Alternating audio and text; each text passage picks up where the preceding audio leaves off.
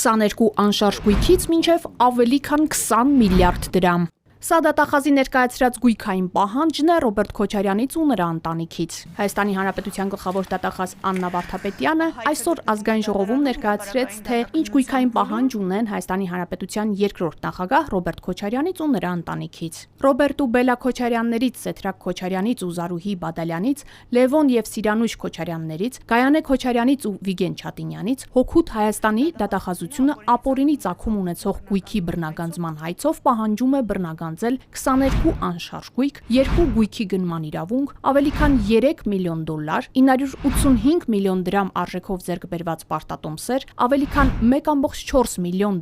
չափով ավանդ, 15 իրավաբանական անձում մասնակցություն, ավելի քան $4 միլիոն, 8.3 միլիարդ դրամի, 260 միլիոն ռուբլի ու շուրջ 590 հազար եվրոյի չափով փոխառությունների պահանջի իրավունք, 2 տրանսպորտային միջոց, ավելի քան 3.8 միլիարդ դրամին համարժեք գումարով գույքերի ձեռքբերման արժեքներ ու ավելի քան 20 միլիարդ։ Դատախազի խոսքով այս պահին դատարանում գտնվող հայցագիրն է։